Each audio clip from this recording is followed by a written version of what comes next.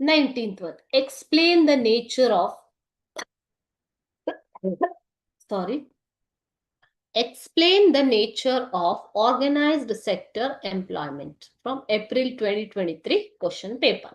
So organized sector employment ಇನ ಒಂದು ಲಕ್ಷಣಗಳು ಏನು ಅಂತ ಕೇಳಿದ್ದಾರೆ. First one, there is organisational hierarchy.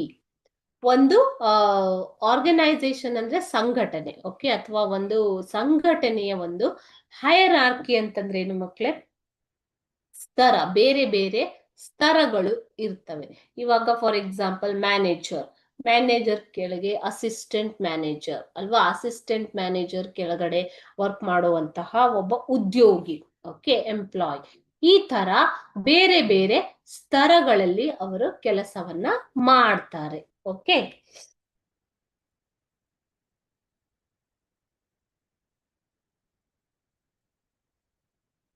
ಕ್ರಮಾನುಗತವಾದ ಒಂದು ಸ್ತರಗಳು ಇರ್ತವೆ, ವಿನ್ಯಾಸ. Second one, the workers enjoy facilities of specialization, training, talent, experience, and educational qualifications. So organized workers, they will enjoy all the facilities of specialization, their talent according to their training, experience, and educational qualifications.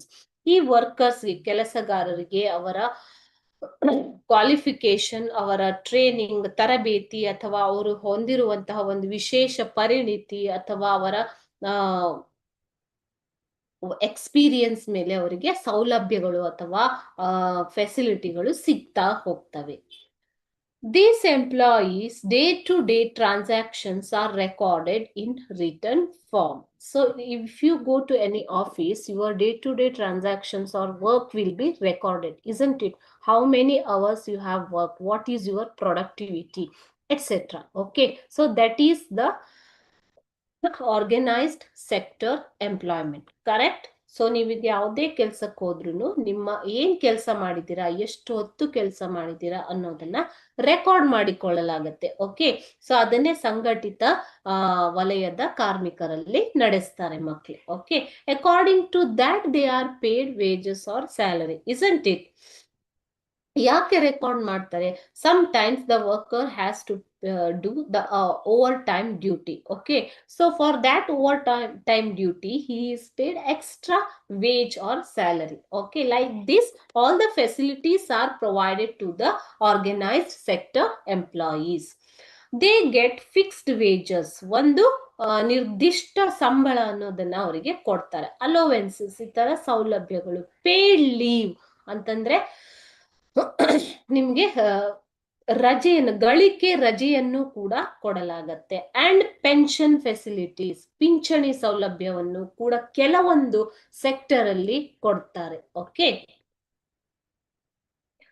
In addition to that, ಇದಲ್ಲದೇನೆ they get medical facility too. Medical facility ಅಂದ್ರೆ ಏನು ಮಕ್ಕಳೇ? ಆರೋಗ್ಯ ಸೌಲಭ್ಯಗಳು. ಅವರಿಗೆ for example ESI PF benefit ಅನ್ನ ಕೊಡ್ತಾರೆ. ಕೆಲವೊಂದು ಹಾಸ್ಪಿಟಲ್ ಬಿಲ್ಸ್ ಅನ್ನ, ಇನ್ಶೂರೆನ್ಸ್ ಅನ್ನ ಸರ್ಕಾರ ಅಥವಾ ಅವರ ಉದ್ದಿಮೆದಾರರು ಪೇ ಮಾಡ್ತಾರೆ. ಓಕೆ, ಸೊ ಇದನ್ನೆಲ್ಲ ಏನು ಮೆಡಿಕಲ್ ಫೆಸಿಲಿಟಿ ಅಂತ ಕರೀತಾರೆ. Okay, so they have specific hours of work ಅಂತ. 8 ಅವರ್ಸ್ ಅಂದ್ರೆ 8 ಅವರ್ಸ್ ವರ್ಕ್ ಅನ್ನ ಅವರಿಗೆ ನೀಡಲಾಗುತ್ತೆ.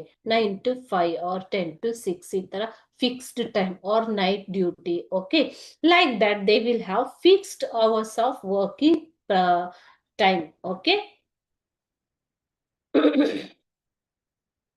these are the nature of organized sector employees or employment.